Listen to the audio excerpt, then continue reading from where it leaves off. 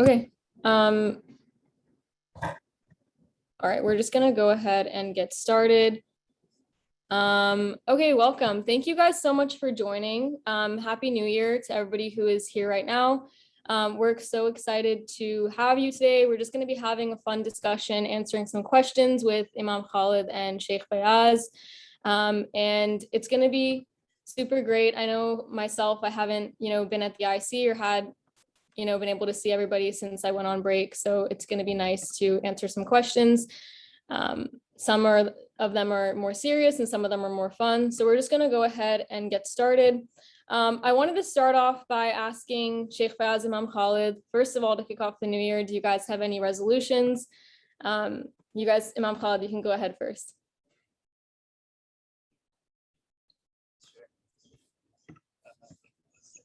Assalamu alaikum. Rahmatullah. Bismillah walhamdulillah. Wassalatu wassalam ala rasulillah wa ala alihi wa sahbihi wa man wala. So nice to be with you all tonight. And thank you, Rida, for joining and moderating.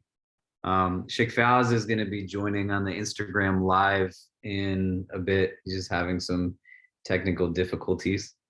I don't know if I have any specific New Year's resolutions. I think to not be so descriptive, I put on a lot of weight during the pandemic, as I think probably a good number of people can relate. But I also had some pretty bad health issues in the onset of the pandemic. So I've been trying to just maintain a steady kind of more mindful understanding of my relationship with just food, my physical wellness. I tried to sit with my kids the other day to figure out resolutions as well.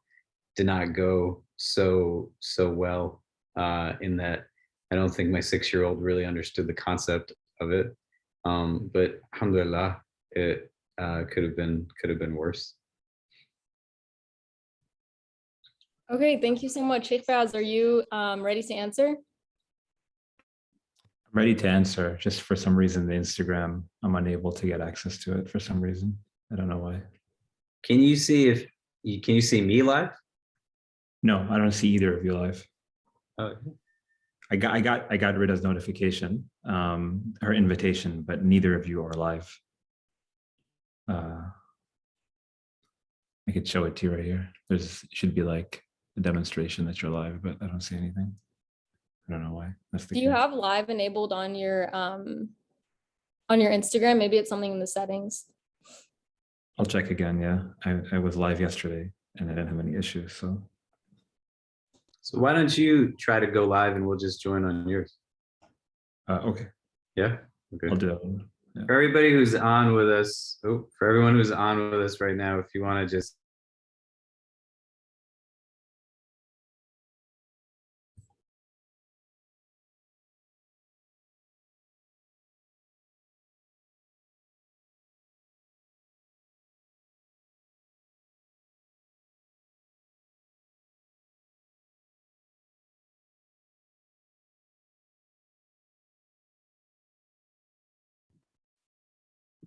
sorry for everyone who's on the webinar. We're just having a little bit of technical issue, but we're going to resolve that in 1 second.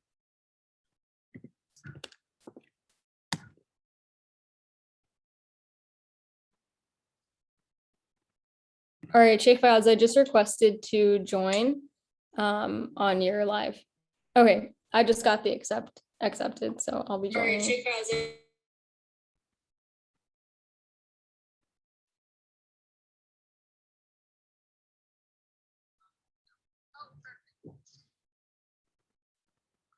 Great. Why don't we get started then again? Awesome. So the first question was about New Year's resolutions. For everybody who's joining now, kind of just going over, we're having a nice little conversation with Imam Khalid and Sheikh Faiyaz today. Some questions more serious, some more light, and it'll be super fun for all of us who are kind of just sitting at home and wanting to see each other and, talk to Imam Khalid and Sheikh Faiyaz.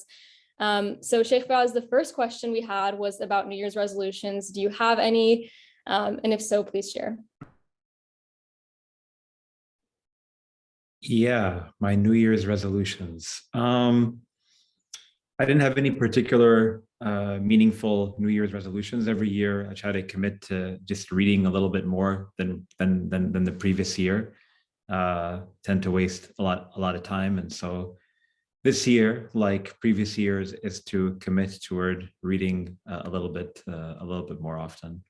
Hopefully, it works out. I have a lot of books, and I don't read all of them. That's a problem. I consistently buy more books. Then my wife gets mad and she said, "Why don't you just read the ones that you already have first before buying new ones?" So that's my resolution for the year. Inshallah, I get through some more. Okay, nice. Have you gotten through the ones on display on your bookshelf? Yeah, I have a lot. I have a bunch of them that I've actually kept right next to me. That I want to get through in the next couple of days, hopefully, next couple of weeks. And then hopefully we'll start to also weed them out from we'll hopefully get to weed them out from the bookshelf as well, inshallah. I'm getting nervous, right? I'm dropping my phone and stuff, thinking about how much I have to read. So. Okay, awesome. Those are both really great New Year's resolutions and answers. I see a couple of comments coming in on the Instagram Live and on the Zoom chat. So yeah, feel free to be as interactive as you want. You can send reactions or comments or questions. We'll be answering some of the ones that were sent in beforehand and then picking some up from the comments as well. The next question actually is super relevant with, the new wave of COVID and everything that's going on. And that is, if we feel like we're losing our faith, how do we take steps to reclaim it? So I'm going to pass this one to Sheikh Faiyaz first, since he went second last. So Sheikh Faiyaz, feel free to answer. Yeah, I mean, look, I think it's really important for people to understand that maintaining a high semblance or a high level of faith or engagement with religion is something that is, first of all, challenging and difficult. And once we own that, it becomes a lot easier to start to progress in our day-to-day grind, so to say. There's a really famous statement from Imam Ali ibn Abi Talib, alayhi salam, the son-in-law of the Prophet, sallallahu alayhi wa sallam, first Shi'i Imam. He states, "Inna lil qulubi iqbalan wa idbara." He states that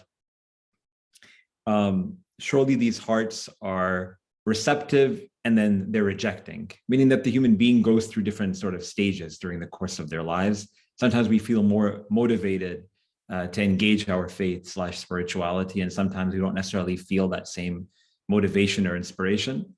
And during those moments of receptivity, where we feel a little bit more inclined, then it's really important to sort of jump on that opportunity and recite more Quran, engage in more prayers, supplicate, whatever it might be that allows for us to connect.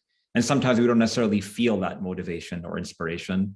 And so on those days, all we have to do is just do the bare minimum, is to not overburden ourselves.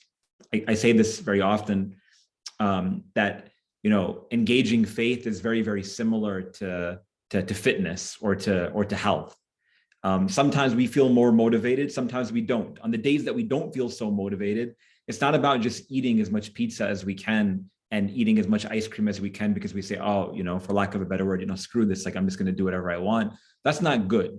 It's about doing the bare minimum. Okay, so you can cheat a little bit, so to say, right? I'm not saying to cheat religion or God. What I'm trying to say is that you don't have to do the extra deeds. Do that which is, obligatory, and stay away from that which is forbidden, and then push forward. But on the days when you feel even a little bit of inspiration to engage your faith, then don't lose that opportunity, because this religion, in accordance with another hadith, is a religion of states. Sometimes we feel at a higher state, sometimes we feel at a lesser. On those moments where we're more inclined, don't lose out on those opportunities, because it's virtually like some sort of inspiration that is gifted to us by Allah subhanahu wa ta'ala. So make sure that we're making the most of those opportunities, and slowly, incremental growth we're going to start to see, inshallah. It's going to allow for us to progress spiritually. Thank you so much for that answer. And then Imam Khalid, you can feel free to go next. Yeah, Bismillah.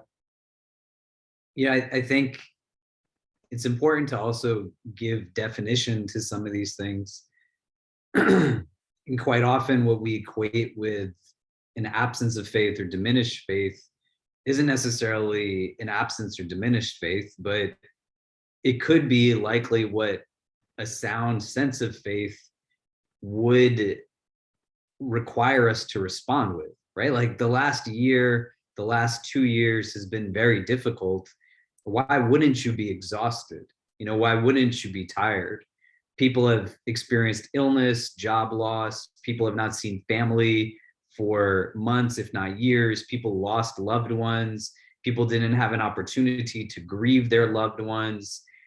The challenges of these days, weeks, months are not necessarily meant to be responded to only instantaneously, but we're going through something now, and the reactions to it can't assist Shaitan in victory over us by telling us that just because we're responding on a human level, that we're doing something that is indicative of an absence of faith, right? If you weren't feeling down at the loss of a loved one, if you weren't feeling some type of inward agitation, that would mean that your heart wasn't necessarily where it's supposed to be. Faith is also something that I think a lot of us don't necessarily know what that tangibly looks like when we have faith in something. And pretty much across the board, everyone has some aspect of reasonable faith, right? We, for example, getting onto this Instagram Live and this Zoom and Facebook Live, we assume that it's going to work, right? We have faith that it's just going to happen. When it didn't happen in the way that we thought it would, it then necessitated trying to figure out, well, what was going on? But there was fundamentally an idea that we would just turn on the apparatus, the computer, the cell phone, it would work. You are going to wake up tomorrow, many of us listening to this, and we are going to assume that water is going to come out of our faucets, right? That there is going to be an opportunity for us to eat something potentially. That if we're going to a workplace, there's going to be lights that turn on and off. There are things that people put their faith in every day, and they're not in a place where when they hit the light switch that they're feeling as if potentially it's not going to work today. The same way we have faith that when we hit the light switch, the lights will turn on. You want to have faith aspirationally in Allah's promises that come to us through his book, through his messenger, peace be upon him, in a sense that what they're telling us we have reliance in the way that I believe water is going to come out of the faucet of my sink. And to have a conviction like that, there's signs and indicators that are not meant to be judgmental. They're not meant to be something that says you are a terrible human being, but give you an indication. If you have faith in God, you are going to read God's book. If you're not reading God's book, you probably don't necessarily have a belief in it as having value to you. If you're not committing to your prayers, if you're not engaged in various litanies, adhkar, the vehicles themselves also become a means to increase in the faith. But fundamentally, recognizing first, well, what should it look like? And how do I then get other signs that things are off, right? If I find myself in a place where I'm giving much more into my ego, like something else is defining for me how it is that I should make my decisions. I'm not forgiving. I'm not generous. I'm getting a little bit more lazy. I am highly irritable in the sense that I'm constantly argumentative. I need things to only be my opinions, my ideas, my ways. I am evidence of myself as to the state that I'm in.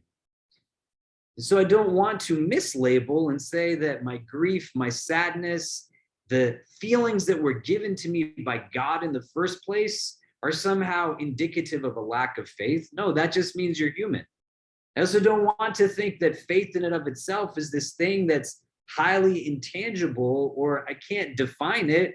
No, you believe in something when you actually put your reliance in it. You formulate conviction in it and you hold what it's offering to you to be true. Then you start to look at yourself and you just go at a pace, right? We have narrations in our tradition that define our faith being like a pendulum, that there's going to be times where it's high and times where it's low, that you're going to need to renew it. You're going to go through phases where parts of life are hard and parts of life are a little bit more ease and at a plateau, but being forgiving of yourself and having a sense of self-compassion and love that says that if this day did not end well, then tomorrow, inshallah, will be better. And if today was good, then I'm going to take the good of today and bring it into what I'm going to be doing tomorrow with that much more zeal. Yeah, for sure. And kind of just building on to that answer personally for both of you, just like on the topic of COVID before we move on, how has COVID impacted your spirituality on a personal level throughout the past 2 years? In like, you can name like one single way. I'm just interested.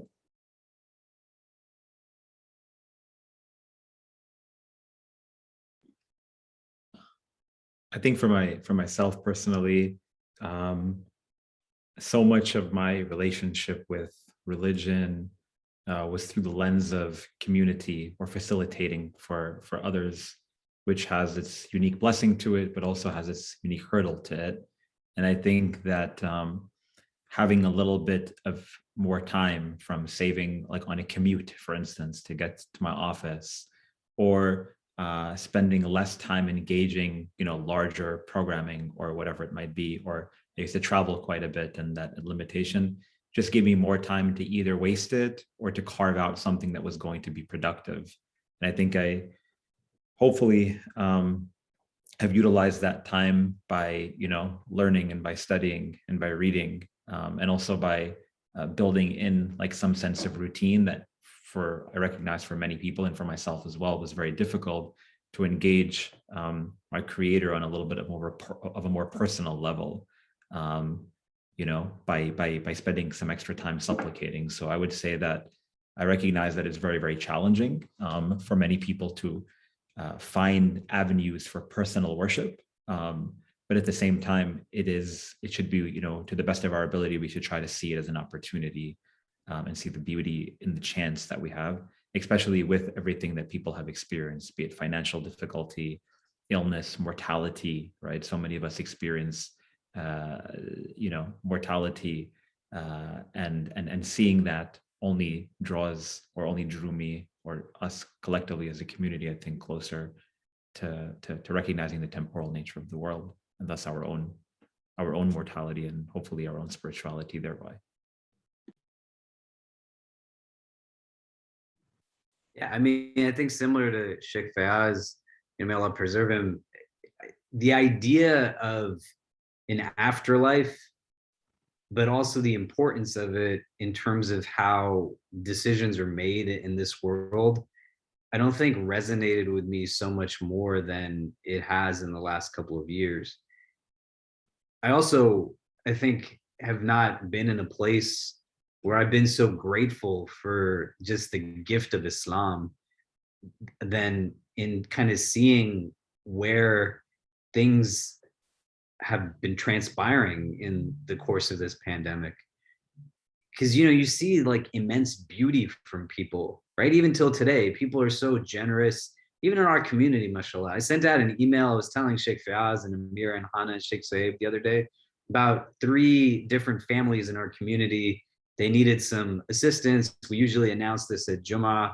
And in 6 hours, and I only sent it out to like some of our smaller lists, in 6 hours, we raised about $42,000 to assist them. And I'm so proud of this community that we're a part of, and just how it is that they're willing to help one another. And there's really a lot of beauty that you can find with people like that, right? Because you have definitely suffering, but you also have in the world, the overcoming of suffering, right? You have, greed, and you have the overcoming of greed.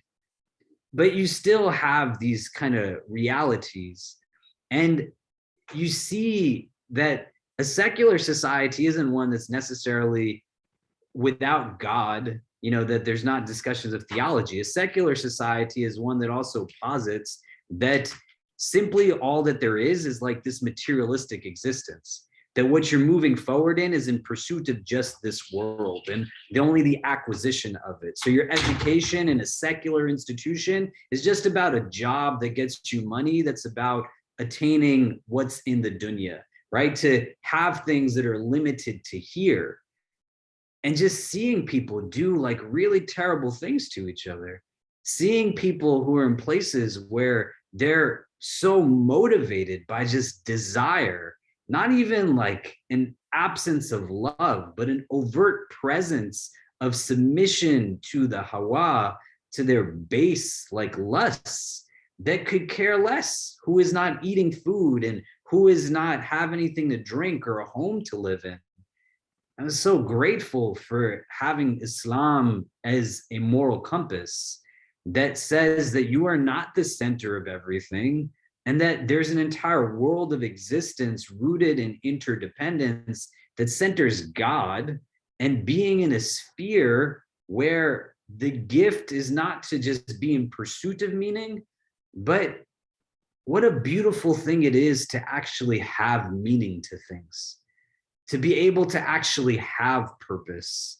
That's not just base satisfaction on a physical level, but something that's much bigger, and that you're working towards something that has eternal existence to it, right? May Allah make us all people of Jannah. And I think the pandemic just made it that much more real. The idea that let people fight over the dunya, right? Like, we're working towards something that's much more important than that. And whatever it is that you might gain in the world, it's a drop in the bucket, man, in comparison to what's going to come after. And not even like in a centralized way, the idea of Jannah, but just the idea of being in this place of purity, to be in this place where like there's so much that the Quran speaks of that I think can really resonate. But I think on that level of spirituality, like you're saying, Rida, I would say like similar to Sheikh Faiyaz, the embrace of mortality in the prism of what's coming next, but seeing that as a gift that there is like something bigger. It's not just without purpose, and it's not definitely limited as a purpose only to this kind of temporal existence, as he said. Yeah, subhanAllah, that's so beautiful. I really love how both of your answers and both of your perspectives on this really makes this so much more real and tangible, and allows us to look at Islam and our relationship with God on a day-to-day level. And I think that makes it a lot more easy to understand and break down into our own lives. So I really appreciate that. The next question is a little bit less related to COVID, but it's about public speaking, and it's to the both of you. And it's, do you ever feel awkward or nervous when you're public speaking? Do you ever have butterflies or question your intentions? And what do you do about it? And, where did you start? And, how did you overcome it? And Imam Khalid, you can go ahead and answer this one first. Yeah, I mean, I definitely, I think, I gave my first khutbah when I was 18 years old. As an undergrad at New York University. But there was a brother who was a senior at New York University at that time when I was a freshman. His name was Ridwan Falah, really beautiful guy, still a good friend of mine. And he was the first Muslim that I really met who made me believe like I could be Muslim. He was smiling always. Everyone got along with him. I literally remember a day where we were walking in the snow, and a friend of ours saw Ridwan wearing a scarf, like something that looked like this, a scarf like this. and he's got it wrapped around him. And the brother says to him, "That's so nice. I wish I had one like that." He literally just took it off his neck and said, "Here, it's for you." And no like hubris or arrogance, just like real, if we could say someone was very like mukhlis, is this person, right? A lot of ikhlas, a lot of sincerity, mashallah. Allah increase him in that. And I was super nervous. And all he said to me was that, you should do it. You can do it.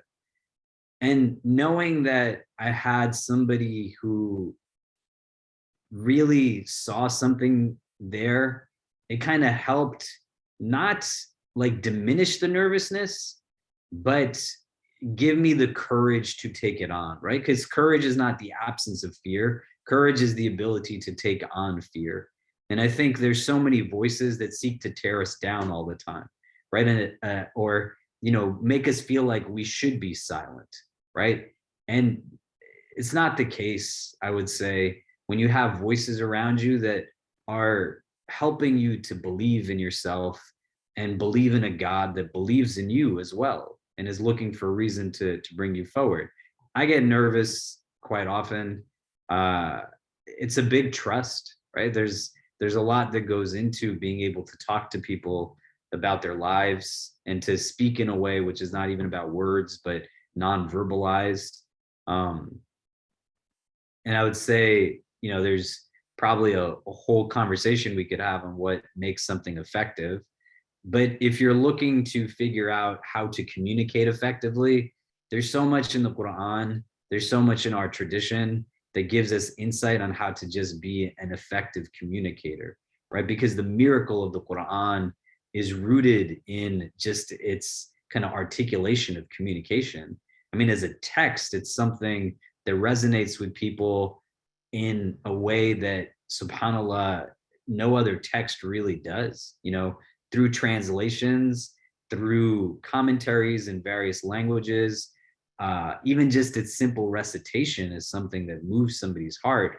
Is going to tell you how to communicate effectively, as is the messenger who embodies its kind of teachings in his lived kind of in a personified way. And you can draw some of that. Doesn't mean that you have to stand on a stage and talk to thousands of people, but you put a presence into the value of every word.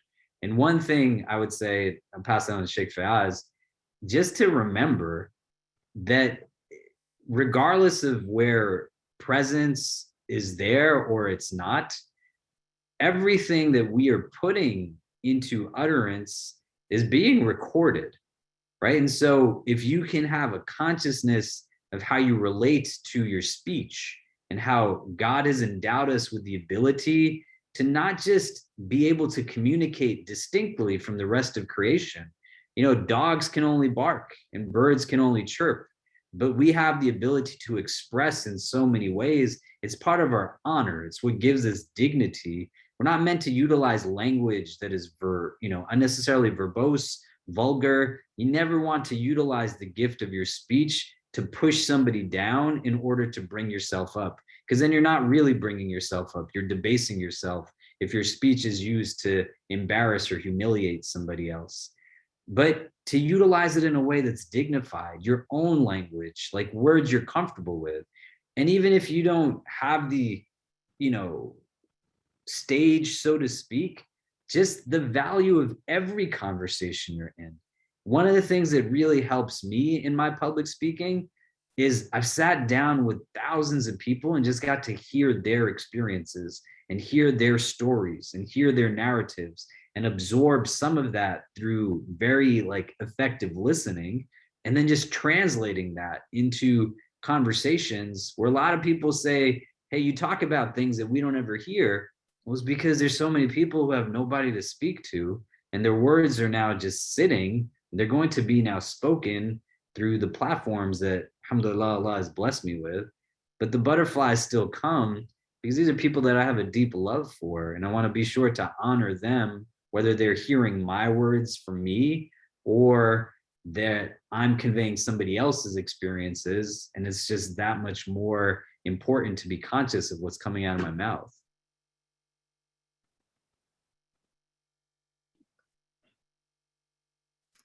This is a fun question. I mean, I think that firstly and foremostly, I would say that there's like two important points ethically that I often think about before engaging in any sort of public engagement. Number one is the fact that public speaking itself is a responsibility, like Imam Khalid had mentioned. There's this famous statement from Imam Ali ibn Hussein Zain al-Abidin, the great grandson of the Prophet of God, sallallahu alaihi wasallam. This work that he has known as Rasalat al-Huquq, the treaties of rights. One of the chapters is called the right of the tongue. And he says, know that the right of your tongue is part of a lengthier statement. One of the lines says, and know that the right of your tongue is that it is too that it is too honored to speak anything obscene, and to consistently be vigilant over what your tongue utters. So to keep in mind this very, very heavy responsibility, number one. And number two, that the communication that I offer individually won't reach the hearts of the people unless it's not something that is present within my own. So I could never say something to my community, to my children, to my family, if I myself am not worthy of practicing that on my own. I can't tell them that they should spend more time doing X or Y or Z if I'm not doing those things myself. So personally, it requires a little bit of more dedicated effort and sincerity, hopefully, inshallah, if Allah subhanahu wa ta'ala accepts, before communicating that to others. As for my start, to answer the first part of your question, I also had my first public speaking engagement when I was 18 or 19 years old, as a freshman in college. And maybe a lot of people don't know this unless they've known me for a really long time, but I used to stutter a lot, and I still do from time to time. And so there was always this impression that I wasn't going to be able to communicate on a public scene very well. And so it always used to make me nervous that I was going to embarrass myself speaking in front of a large number of people. As for your question with regards to whether or not I get butterflies or experience some sort of nerves or anything, generally, no. I would say that there are two instances when I definitely get very nervous. One of them is when I know my parents are watching. I know they're not on Instagram. I haven't checked on the Zoom, so that's why I'm pretty comfortable right now. But the second reason why, or the second time when I tend to get very, very nervous, believe it or not, is when I'm doing a front-facing talk and Imam Khalid is there. I don't want him to be embarrassed and say, "Oh my God, this is the guy that I work with." So sometimes, from time to time, I do. But yeah, alhamdulillah. Otherwise, no. As long as I keep in mind again the responsibility. And it comes with a little bit of ease because of preparation, right? God says in the Quran, that bring people to the way of God, communicate to them by wisdom and by beautiful words. And if they're not prepared properly, then naturally there is going to be much more hesitation. But when there is a preparation, when what it is that I'm communicating is grounded within the ayat of the Quran, the traditions, the sunnah of the Prophet and his family, things become a little bit easier because I recognize again that they have my back, so to say. Thank you both so much for being so vulnerable and honest about your answers. I can assure you, I'm sure that everybody on the live can assure you as well, that it doesn't seem like you guys get nervous when you're public speaking. Now on to a very serious question. Someone asked, why are the Knicks always a disappointment? And does making dua help the chances of your favorite sports teams? Sheikh Faiyaz, I'll give this one to you. I'm a big Knicks fan. I'm wearing a Knicks sweatshirt right now, actually. Believe it or not. Big win yesterday. Big win, alhamdulillah. Keep the Knicks in your du'as. That was a huge win yesterday. We needed that one really badly. And alhamdulillah, we were able to pull it out on Thursday night, late at the Jum'ah as well, after we recited Dua Kumail. So alhamdulillah. You know what? When we talk about making dua, some people, they ask, like, does Allah respond to like our trivial supplications? I've had a lot of du'as that have been answered and a lot of those that haven't been answered, inshallah, Allah will answer them.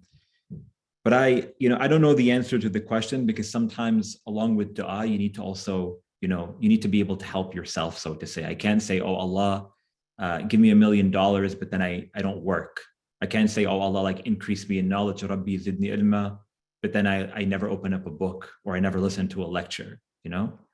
So I think our dua, with a little bit more focus, with a little bit more diligence on behalf of our Knickerbockers, inshallah, we'll start to see some results very soon.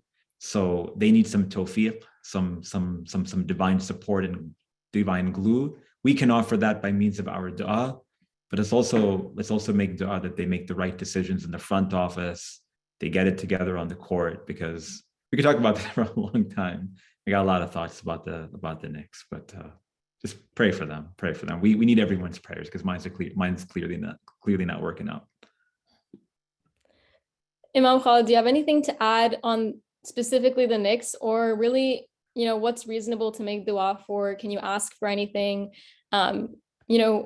When we're making dua, is it okay to ask for things like what Sheikh Faiyaz was mentioning that might seem a little bit silly, but are important to us? Like, what is the etiquette of making dua?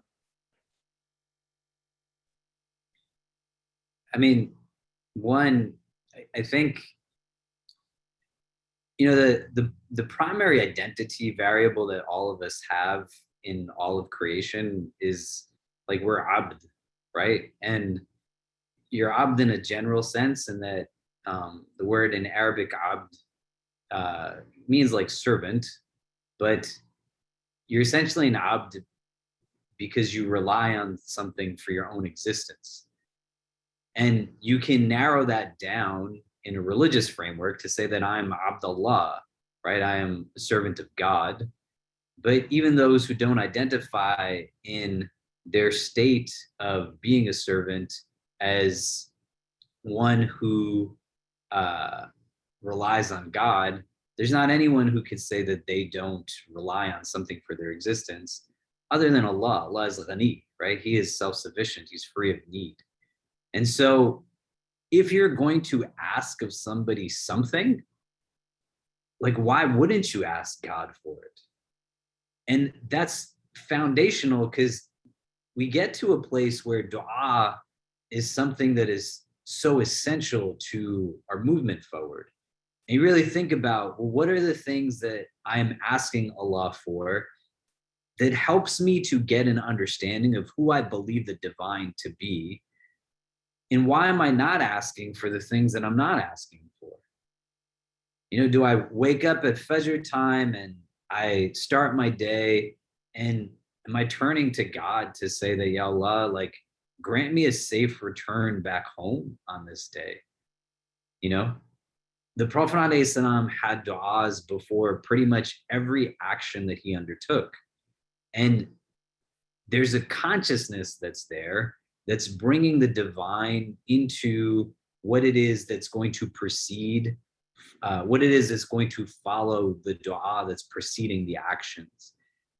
You can make dua for pretty much anything.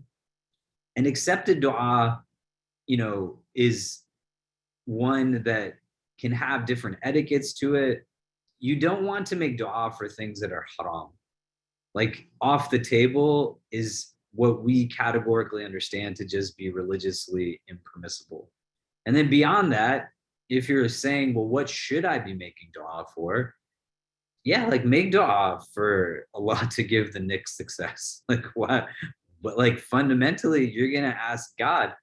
There's right now in Afghanistan, like a couple of weeks ago, people stood to pray the rain prayer, which is a prayer in the Sunni tradition. Do you all have it in the Shia tradition, the rain prayer? Yeah, right. You make this prayer, you're asking Allah to make the rain fall. Because why would you not ask God to make it rain? Who else are you going to ask to make it rain? God is the one that controls the rain. So you can fundamentally ask God for anything. The question you want to ask yourself is, why am I asking God for the things that I'm asking him for? Why are my du'as what they are? And I would add a second question to this. Why don't I make du'a so much? Like, I'm standing in prayer, I go through the motions, I finished my salah, and I get up and I run to whatever it is that my heart is being distracted by. You just sit down and ask the creator of everything for what it is that your heart is yearning for. You wake up in the late hour of the night and you make dua when everybody else is asleep, asking Allah to give you what it is that you're asking him for and to put khair in it. If you want my advice on what you should ask Allah for, ask Allah to give you Jannah. Like, what else do you want to ask him for? Tell him to give you and your loved ones. Tell him to give me and Sheikh Faiyaz, like, nothing but paradise. Why wouldn't we want that? And we want it for all of God's creation. And fundamentally, you don't want to bring triviality into it. Because if somebody says to you, like, why are you asking Allah to bring success to the Knicks? You know, because we ask Allah for everything, right? And not in a way where we treat God like he's a birthday cake and we blow the candle and we're making wishes, but with reliance in the true embracement of being an abd. That I beseech Allah, I invoke Allah, I ask of him, and then I put my trust in him in terms of what it is that he's giving to me. And going back to what Sheikh Faiyaz was talking about before in terms of mortality, I think if we did a better job of understanding our realms of existence, that this worldly existence is not just an absolute existence, nor is it just like that much in proportion to everything else that's going to come. It's not going to be that much time in relation to what's coming after, right? May Allah make us people of Jannah. But if we talked about like how death is the means to transition into what's going to come hereafter, and we're in a place now where we understand what it means to have something forever as opposed to temporarily, and why in du'as that are made, if we're not getting it in our hand in this moment, but we get it in an eternal existence, because Allah is either going to answer our du'a by giving to us what we're asking of him, he's going to keep us from it and give us something better than what we're asking, or it's going to be given to us in Jannah. So it doesn't make it a deficiency in faith. You should want to have a child. Allah bless you with the best of children. You should want to have a spouse. Allah bless you with the best of spouses. You should want to have these things. But if you're not getting it here and you're asking for it, you put that reliance in God, that faith, the way you believe that the lights are going to turn on and the water is going to pour out, that those things you're asking for, they're going to be there for you in a place of eternal existence. And that's going to be forever. So you sit down and make dua. You sit down and ask of Allah whatever it is that's pleasing to your heart. And then you wrestle with the idea of, why are the things that I'm asking for the things that are pleasing to me? And how do I realign it to what's going to give me and my loved ones not just good here, but good in what's coming in a place that's forever? You see what I mean? Make dua also in your own language, right? I write a lot of the duas. A lot of you like read du'as that I write. I've been putting them up online. I like read them at our events and programs, right? May Allah bring us all back together again in person soon and put khair in that. Try it. Just take a piece of paper and write a du'a out. If you need like a formula, like invoke Allah by one of the divine names that he has identified himself by in his book for our benefit. So write out a dua as you're asking Allah as the most merciful. And what would you ask of the most merciful? Ar-Rahman, continuous in his mercy, Ar-Rahim. And then just whatever your heart is saying, just put it on paper and let yourself be present in it. You don't want to stifle yourself, right? Just pour your heart out. This is a God that's not just watching you, but watching over you. And dua is the unique mode of communication that each one of us has. The only thing that's an obstacle in our way is us ourselves.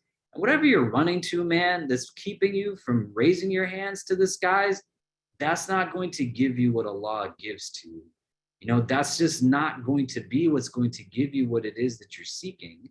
And so you make your prayers and you bring the presence of your heart to them, inshallah. Thank you so much for those insightful answers. We have a lot of engagement on Instagram and Zoom. We have two audience questions. One is a little bit on the lighter side, and then one is a more serious question. I just wanted to let you know, Imam Khalid, while you were talking, someone said, "Little Wayne makes it rain." Not sure what that means, but I thought I should read it out loud. One of the more light questions was, what is one of your guys' favorite food or snacks during COVID that you developed a liking to? Sheikh Faiyaz, you can go first. Everything. I love snacks. I like snacks in the morning, between breakfast and lunch. I like snacks between lunch and dinner. Everything, to be honest with you. Nothing in particular. I love to eat. It's a big problem. Inshallah, Allah helps me control the desire of my stomach. But I must say that I have found a newfound appreciation for donuts. I used to not like the fried, oily taste of them, but subhanallah, man, like donuts are like this really amazing gift of the creator. Imam Khalid, looks like you're agreeing with me there. I went with my kids on vacation a few days ago, and when I was in high school, I used to exercise a lot more than I do now. So some days I used to eat half a dozen glazed donuts for breakfast with like almost half a gallon of milk. It was just like a regular thing. So we went, and there wasn't so much open because it was the holidays, the winter holidays. And so there was just donut places, and we were eating lots of donuts. In the pandemic, I got like really a lot of unnecessary weight gain, subhanAllah. And the way I found out was I stood on the scale one day, and then I told my wife, the scale is broken. And then my daughter, Medina, she came and stood on the scale, and she was like, "It's not broken, Baba." And I was like, "How heavy am I? I'm heavier than I was ever in my life." And what I was doing, among as many things that I shouldn't, I had cut out like processed sugars for a long time. In the pandemic, I fell off the wagon hard. And there was a point where, like, at least in a week, maybe 2 or 3 times a week, I'd order this crepe from the creperie on McDougal Street. If you've ever been there, it's a crepe that has peanut butter, bananas, chocolate, Reese's peanut butter cups, and ice cream. Is one of the most amazing things you'll ever eat in your life. And I was eating it 3 times a week in addition to other stuff. I've cut down now, alhamdulillah. Now I'm like in a place, I was telling Sheikh Faiyaz the other day, I eat like cheese and hummus every day now. I don't know if that's like a good thing or not. Someone was at my house last night and said that it's probably not healthy to eat it every single day, but I'm trying to get back to a better place in my eating habits. Let's do that crepe for iftar one day together if you're down. I think that'd be really exciting. We could do it tomorrow. You want to do it tomorrow? I'm down to do it whenever you want. Okay, awesome. I'm sure everybody is feeling hungry after hearing about these donuts. All right, so the next question we had from the audience is actually super relevant since we're on Instagram Live right now. And that is, as youth or as anybody really, how can we engage with social media both productively and modestly? And do you guys have any guidance or, tips on what is the right way to use social media as a Muslim? Either one of you can go first.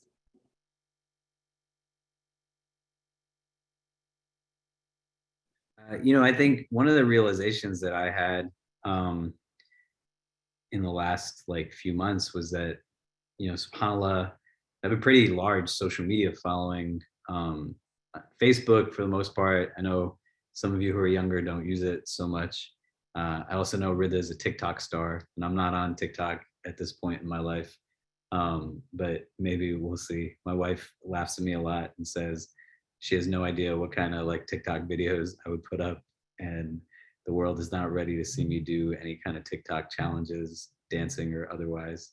But that's what Jannah is for, mashallah. I realized one, there's an opportunity to just bring people uplifting messages, right? I mean, there's so many people who are just surrounded by negativity all day. And for me personally, some of the social media that I have is fairly limited in how I can engage it in terms of seeing what others do and post. But if I'm going to put something up there, I want to put something that I think is going to bring people a sense of positivity, and help them in a world at times that somehow kind of is built to just bring us down. And there's so much that's there that is very much so built off of this idea of, I'm comparing myself to those that are around me, and I'm always finding inadequacy and deficiency in myself. And in Islam as a tradition, when you're not focused just on externals, you're focused inwardly. You're now in a state where you have to compare yourself to anybody else. You're just now in a place where your struggle is to get the person you are today to realize and recognize who it is that you can potentially be tomorrow. And you're growing at a pace that makes sense for you. There's all this like noise and things that, is important sometimes to engage, but I feel like there's so much that's there that is really uplifting, things that are just like beautiful stories of hope, stories that can bring us healing, right? That we see like a lot of negativity, but we also see people who are standing up against injustice, standing up against oppression, people who are doing really amazing, meaningful work, and they're sharing messages that are of hope. They're not like, delusioned in any way or beyond reality, but they're giving us things that are aspirational. If you are looking for people to follow, right? Like the Quranic verse, لَقَدْ خَلَقْنَا الْإِنسَانَ فِي أَحْسَنِ تَقْوِيمٍ ثُمَّ رَدَدْنَاهُ أَسْفَلَ سَافِلِينَ. We created humanity in the most beautiful of forms, and then we let them fall to the lowest of the low, right? So you just think for yourself, who do I engage on social media? And are they existing now in this kind of state that is primordial of just beauty? Or am I following somebody who is like in this other end of the spectrum, paradoxically, of just being in a low place, right? Like they lie, they gossip, they cheat, they backbite, they objectify, they're racist, they're hateful, they're bigoted. What is it that I'm putting my time into? And even if I'm doing it mindlessly, like I talked to somebody the other day and they're like, why should I go to, Jummah, this lecture, the person speaks in this way, they don't really say anything meaningfully. You don't worship like feelings in Islam, you worship God.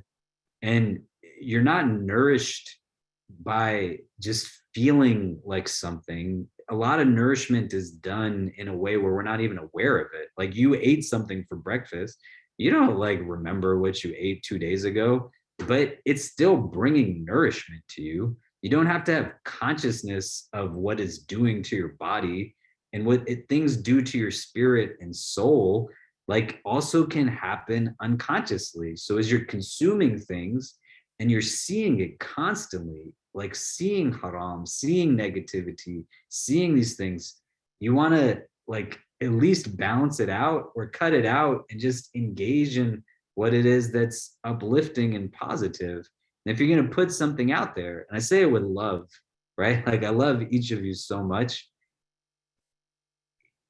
You're not just being recorded by what you say from your mouth, but what you're putting into virtual spaces is also going to be presented to you when you stand in front of Allah, right? Like your fingers, what they type, your fingers, the Quran says, every limb is going to like share what it was used for. These words are like filling pages of your book, and may Allah grant us all an easy reckoning. Don't put garbage out into the world. There's enough people that are already doing that, right? Be a source of light, recognize your own luminosity, and put things out there that are uplifting. There might be some people that push back on you because you speaking beauty might require them to have to confront what it is of the ugliness that they put into the world. But fundamentally, you don't want to be a means through which something that is oppressive to your own soul and heart or somebody else's soul and heart is just out there running rampant. And it's going to come back in some way, shape, or form. We live in a time in a prism of modernity where you can literally now gossip without having somebody else on the other end that you're speaking to. Like you can tell lies without another individual being there on the other end. And that's like, amplified because so many people, we're on Zoom, on Instagram, and on Facebook right now. There's going to be thousands of people that watch this. That's crazy to think about, right? So the safest thing, just speak truth. Then you don't have to worry about what it is that you're saying. Just give people like glad tidings, give them things that are positive, speak to them in a way that's uplifting, and it's going to be something that you apply to also who you're taking from in the prism of social media.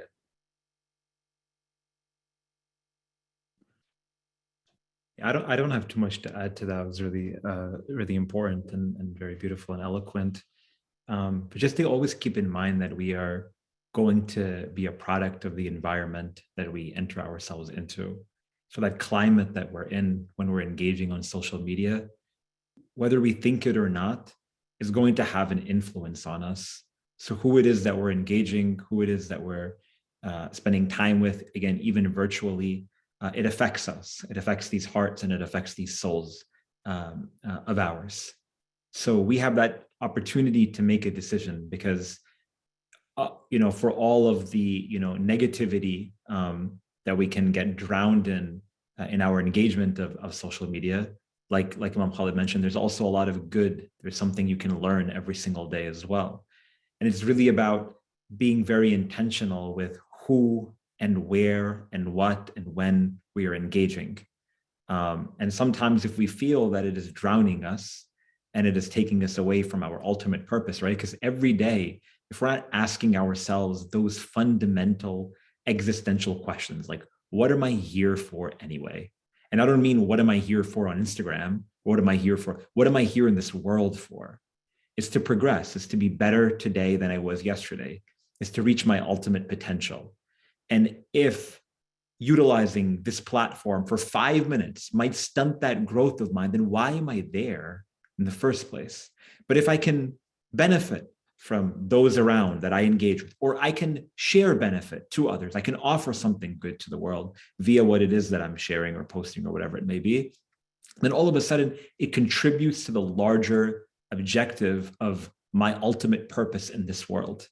We are a servant of the Creator. Our job is to, again, like the verse states, لقد خلقنا الإنسان في أحسن تقويم ثم رددناه أسفل سافلين. As Imam Khalid mentioned, how does it continue these ayat? إلا الذين آمنوا وأمنوا الصالحات فلهم أجر غير ممنون. That God has created us to, God has created us primordially with the best of forms. And then we've lowered ourselves. But we have the opportunity to rise back up by means of our good deeds, by means of our belief, by means of our positivity, our interactions, our gifting of those values of love, of compassion, of mercy, of justice, of patience, of generosity to the world. And if we are utilizing these platforms in order to do that, then obviously contribute and continue. But if not, then then it's important for us to check ourselves and again consistently reevaluate the big objective of creation in the first place. Okay, thank you so much. These are all really good questions and really good answers, and so much to think about in terms of reflecting and thinking about how we engage with social media as well. A question that popped up, and there's been a couple along this topic of marriage and spouses. This is a really good question, and it's how do you get your husband or wife to start praying? I think that this is, definitely something that might not be talked about. So if any one of you could touch on it. I can start really quickly. One of the conditions of enjoining good or forbidding evil, Amr bil Ma'ruf and Nahy anil Munkar in Islamic law, is that the one who we're speaking to is receptive to what it is that we're going to say. Sometimes what it is that we're sharing with others, immediately they're going to be inclined to being receptive. Sometimes, sometimes the onus is on the individual in terms of the way that they share or the way that they teach or the way that they seek toward convincing someone else. And go back to that verse that I recited a little while earlier, in which God states in Surah An-Naml, verse 125, excuse me, ادعو إلى سبيل ربك بالحكمة والموعظة الحسنة وجادلهم بالتي هي أحسن. He states, bring people to the way of God. ادعو إلى سبيل ربك بالحكمة, number one, by wisdom. And according to some of the commentators of the Quran, when God applies this word hikmah in this particular verse, we often translate it as wisdom, but it means the ability to know when to speak and to know how to speak. Every single one of us, we engage people who we are intimate with, our family, our friends, our children, our spouses, our parents, those who we spend more time with. We engage them differently than we would engage someone else who is a stranger to us, because we have a better understanding of how they are going to listen to us, how they are going to be receptive to us, and so on and so forth. I know how to communicate with those who are closest to me just because I spend so much time with them. In other words, there's no flat, clear sort of textbook answer to demonstrating what it means to have hikmah, toward knowing how to speak and toward when to speak. So going back to the verse, bring people to the way of Allah, بالحكمة والموعظة الحسنة, and by beautiful words, meaning that there has to be some sort of positive incentive that we are lacing our communication with someone who might not seek toward engaging in what it is that we seek toward engaging. By commanding someone, by demanding someone to do something because it's the right thing to do, is not going to work. Even in chapter 31 of the Quran, in Surah Luqman, Luqman tells his eldest son, according to the commentary, to believe in God. But he was someone who was he was an atheist. He completely rejected Allah subhanahu wa ta'ala.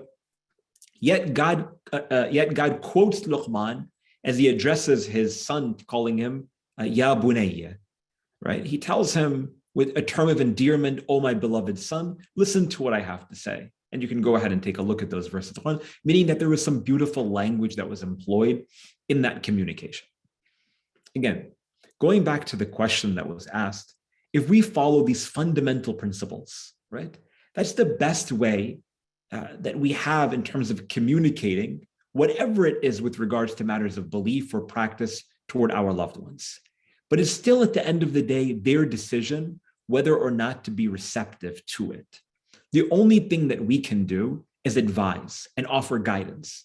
And we will be held accountable for the way that we offer guidance and the way that we offer this sort of incentive for them to pray. But whether or not they choose to or not to, lasta alayhim bimusaytir. Even the Messenger of God, sallallahu alayhi wa sallam, when he was commanded to bring people to the religion of Islam and to practice the way that Allah subhanahu wa ta'ala had instructed him to practice, he was tasked with sharing the message. He was not tasked with forcing anyone to do anything. Nonetheless, he had a responsibility and he fulfilled that responsibility.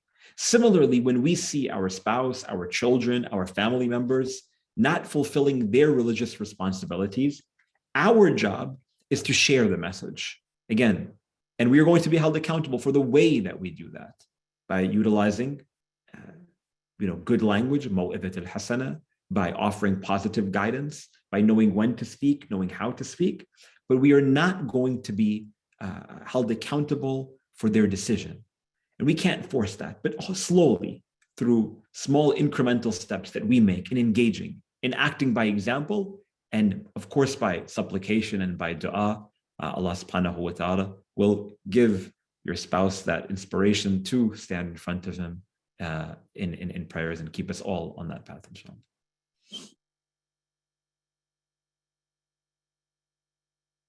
Imam Khalid, do you have anything to add?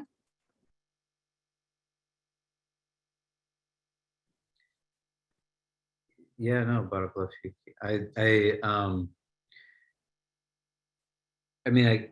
Because it was specifically kind of framed in a marital relationship. There's a unique kind of love that can exist between a husband and a wife. It's a generalization, but one that I'm comfortable making, having sat with lots of couples. I think sometimes what we prevent ourselves from in experiencing real love is found in relationships like this, because we tend to not fully love the other for who they are, recognize that they're a fully autonomous individual. And the parts of them that we embrace are those that are most similar to us. There's nothing wrong with that, but then you're not really like loving the person. You're just loving what you see in them that reminds you of yourself. You see what I mean? And there's a distinction in wanting what's best for someone because it's for their sake versus wanting something within someone for your own self. Do you know what I mean? And ours is a deen that things that are nafsi, they don't really become a means to like barakah, to blessing being increased. We see people all the time in our community at the Islamic Center at NYU who are just really struggling with a lot of things, and they've had a lot of struggles in life.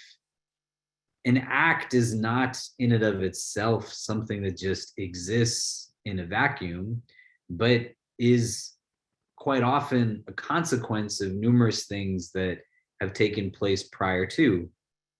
So this question of how do I get my husband to pray is just the same as how do I, stop watching pornography? How do I stop drinking alcohol? How do I do this? How do I not do this? The labeling of the act is there and you can categorize it, but you start to explore like, well, why is this happening, as opposed to just saying this is right, this is wrong. What's like getting in the way? What is catalyzing? What is, creating a mindset or a perspective on the action in and of itself? And Sheikh Faiyaz said, you recognize who you are, right? I've spoken to like audiences all over the world, small groups of 20, 30,000. I've literally been on stages where I've said something and I've come off, and my mother has been in the audience, and somebody gets up on a stage and then says the same thing that I just said. And my mother will be like, man, that guy is so amazing. And I'll say like, I just said that. And she'll be like, no, stupid, you didn't say that. What are you saying? She's going to always see me for who it is that I am. I don't want her to see me any other way, because her seeing me as her son, let her see that guy however she wants. She's gaining whatever she is, and Allah chose him to speak to her heart in that way. I still then get the benefit of being my mother's child. I wouldn't want to give that up for her to just hear me on a stage differently. But to understand in the context of this, I'm not gonna ever be like my mom's like spiritual guide or teacher. I'm gonna always be her son. And the dynamic that exists in a relationship necessitates understanding that words in and of themselves are not going to be what's going to mobilize or motivate, but the non-verbalized aspects of communication that come in. And as Sheikh Faiyaz said, right, the commanding of good and the forbidding of wrong is a mandate within our faith, but it becomes suspended if its implementation renders detriment as opposed to benefit. You just do things for the sake of doing them, like you do it because it's going to achieve something at the end of it. And so I don't know, to the questioner, how to get your husband specifically to start praying. I could tell you that like you should reach out to us, and any of you who have questions, I know we're going to do this again next week with Sheikh Suhaib and I. We're going to try to do this more often and think of different ways of kind of engaging in these kinds of Q&A sessions. But it's not an either or, it's a both and. We're here for you. And ours is a tradition that is rooted in a heart-to-heart engagement. And so you can reach out to me. I know Sheikh Faiyaz is more than comfortable with me saying you can reach out to him. We'd love to provide a space to listen, to navigate the nuance and specificity of situations as best as we can. And we don't have the answers to everything, but I could tell you that we'll do our best to get you to the people who can help facilitate what it is that you're looking for. But your heart is that precious, and you're not going to find the answers to every question in a way that is, you know, on a YouTube video or in a lecture or something. It's going to require one-on-one interaction. And alhamdulillah, we have a community where there's people here who are ready and willing to engage you in that way. And it can be difficult. It's not easy. In a lot of spaces, they're not set up like that. And it can be intimidating. I can tell you that we keep things confidential between us. Unless you tell us you're going to do something to hurt yourself or hurt somebody else, all that we talk about will stay between us. And we can help to navigate with specificity some of the things that might be coming up, inshallah. But, you know, going back to a previous question, you still make dua, right? You turn to Allah and ask Allah to put into your husband's heart, to make you a means through which his heart changes, and let yourself really be present in whatever way you possibly can.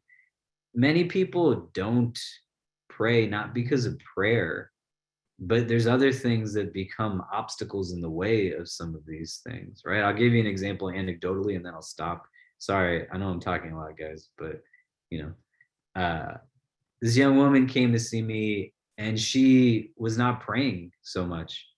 And as she's sitting with me, her tenor was very self-deprecating. I want you to think about this, because if you know your husband does not pray, he also knows that he does not pray.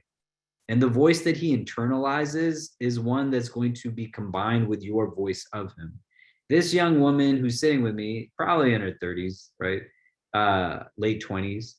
And she's in a sphere where she is now looking at the entire prism of her relationship with God through the absence of this act or the struggle that she has with it.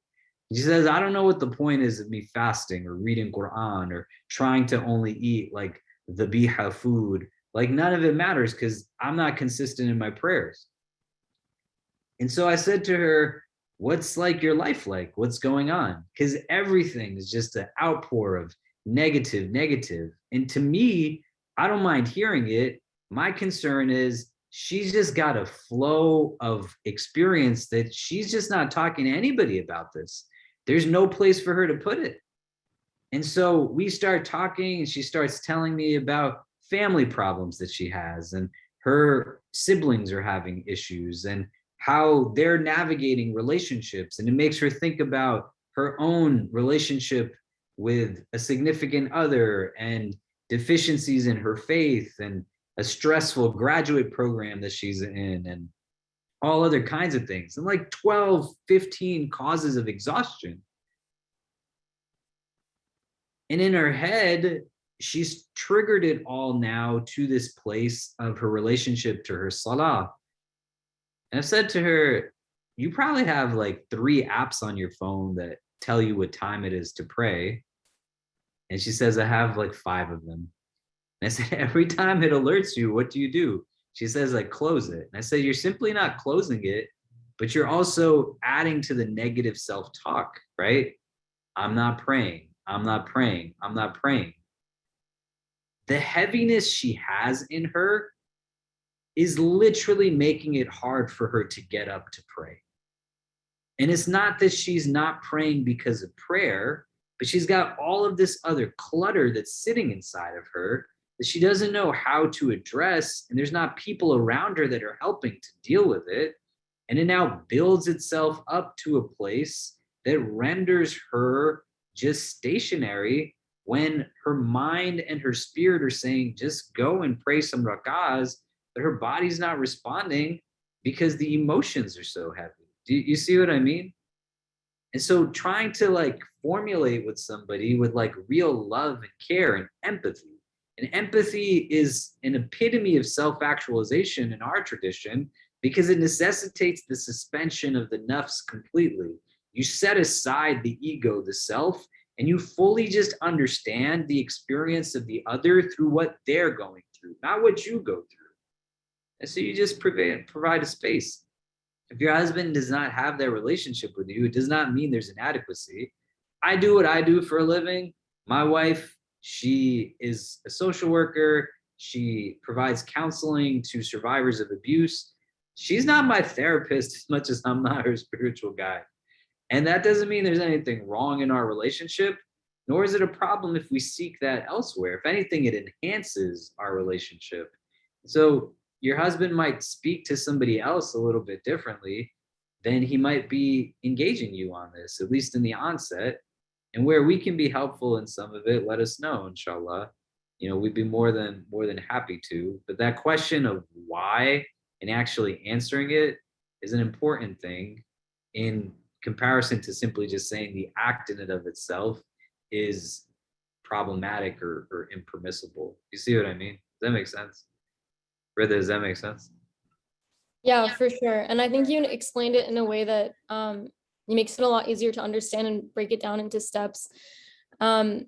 Yeah, so as Imam Khalid said, a lot of really good questions were asked, and obviously these questions can't be all answered in one Instagram live stream, but these will be happening weekly. And we all really appreciate your engagement and your funny comments and your questions. There were so many that we couldn't answer, from your favorite donut flavor to your favorite rappers. So you guys can personally email Imam Khalid and Sheikh Faiyaz and ask them those questions. But we'll go ahead and wrap up with something a little bit lighter. It can be a quick question and answer. And kind of looking forward into the next year, there was a really good question that was asked about what's something that's left on your bucket list that you want to do this year.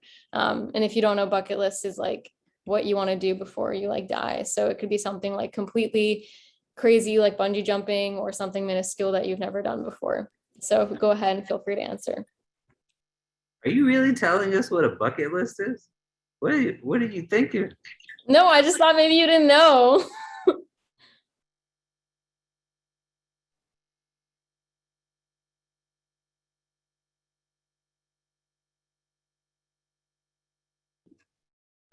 I mean, like the way you said it, something you want to do before you die, like that's, I mean, it just sounded a little bit aggressive, Rita. Okay, something you want to do in the near future or any time in your life. Inshallah, you have a lot of time left, but anything you want to do. I'm a nerd, man. Like I don't want to go bungee jumping. That's not for me. Neither do I want to go and, I don't know. I'm like a strange person. If you if you want me to be honest with you, I just want to finish reading all my books before I die. I knew you were gonna say that. I was gonna say that's gonna be the same thing as your New Year's resolution, just finish all the books. Yeah, I'm not, yeah, I mean that's that. Yeah, I'm sorry. I don't have anything profound to say right now. I don't have a bucket list of anything particularly exciting. I just hope we go for Hajj this year. That's my travel goal of the year. I don't have anything particularly exciting. I'm not such an exciting guy. Sorry to impress, or sorry to not impress you all, to disappoint you all. My apologies. Oh, and one other thing, maybe one really quick thing. I do want to see the Knicks win a championship, inshallah. I do want to see that, and finish all my books. Inshallah, you're alive for a long time. Inshallah. God is great. He knows best. Really, I think it was good that you actually defined what a bucket list is, because clearly Sheikh Faiyaz's bucket list. No, I knew he was gonna give this type of answer. I knew he was gonna say something like this. That's why I said something before you die, so it's something exciting. I mean, two things that come to mind. I'm hoping inshallah it'll happen soon. I really want to go to South Africa. I want to take my kids, but I also want to go myself to see where Nelson Mandela was imprisoned. I think a lot of what we see in the world right now, just to be able to go to that place, where there was so much that happened around apartheid, social justice, I think it'd be powerful. And I talked to my wife a couple of days ago, Priya, and I said, as inshallah, as the year goes on, maybe in the summer, pre-COVID, I used to go on humanitarian trips, visiting refugee camps and other things. So my son now is 6; he'll be 7 this year in August. SubhanAllah. My daughter just turned 9. They're just little human beings at this point. It's really, really crazy. But I'm excited as they're getting older, the idea of being able to kind of take them to things. So I'm hoping this year, inshallah, if things hold up with COVID in a way where they're improving, that we would be able to go all together on some kind of humanitarian trip, to be able to provide some kind of assistance to things, to people in different parts of the world, but they can also start to experience some of that. And yeah, I don't know. I got like a list of things on the back burner that I've not touched in a long time. That Sheikh Faiyaz is very humble, that he's like doing many of these things himself, but I think those are two things that come to mind. I really also just hope, in this year that we're all able to come back together. And we're trying really hard to figure out ways to make that happen within the kind of protocols that we have. So genuine request to just ask you all to make dua that inshallah Allah facilitates for us a safe way for everyone to be in each other's presence, especially in the key parts in our calendar throughout the remainder of the year: Ramadan, Muharram, the Eids, other important days. But that would be an amazing thing to be able to see happen before 2022 ends, inshallah.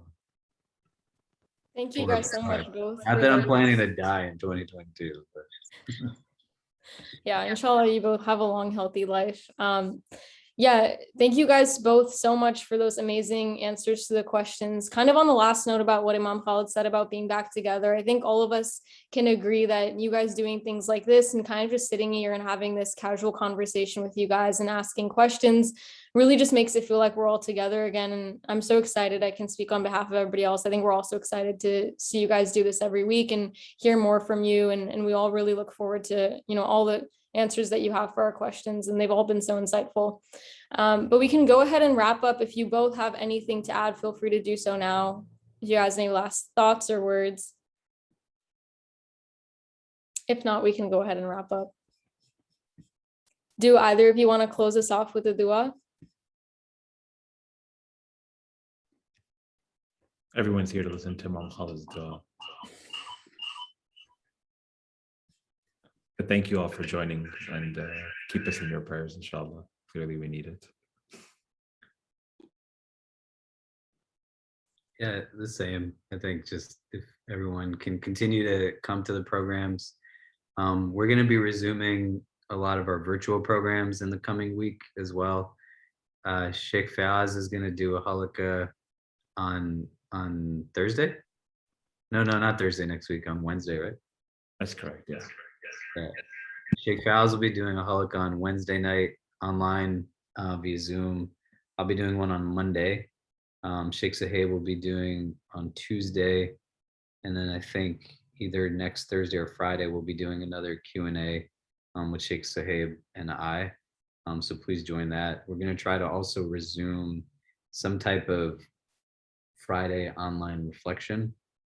I don't know if that'll be in the coming week or not. We'll keep everybody updated on what it is that we're doing programmatically, in person. And so just keep an eye on our email lists and social media to get information on that. Why don't one of you end with dua so that we don't go like another 20 minutes, because I know that's what will likely happen. And I just want to be mindful of time because my kid has been very patiently watching TV while I've been sitting here. I don't know if you all noticed, but he like ran in here skipping around a little bit, like 2 times because he's so happy. But I think if one of you want to close out with dua, inshallah, that would be great. Sheikh Faiyaz, I think you got it. We never hear from you at the end, so why don't you close us off? Right, I've never heard you conclude with a program with a dua of your own. So yeah, that's for a reason. I'm not eloquent, so I think you got it. أعوذ بالله من الشيطان الرجيم بسم الله الرحمن الرحيم وصلى الله على محمد وآله الطيبين الطاهرين يا الله يا رحمن يا رحيم يا مقلب القلوب ثبت قلوبنا على دينك على دين نبيك محمد صلواتك عليه وآله. Oh Allah, we ask you by the blessing of this gathering to cleanse and to purify our hearts, to guide us to your religion and the religion of your messenger Muhammad sallallahu alaihi wasallam, to cleanse our hearts by purification of all of our sins and misdeeds, and to give us the inspiration to walk in the footsteps of the Prophet and his family and bring difference to this world that so desperately needs it. Alhamdulillah Rabbil Alameen. Wa sallallahu ala Muhammadin wa alihi at-tayyibin at-tahirin. Thank you all again for joining us. And please keep us in your prayers. We hope to see you all very soon, inshallah.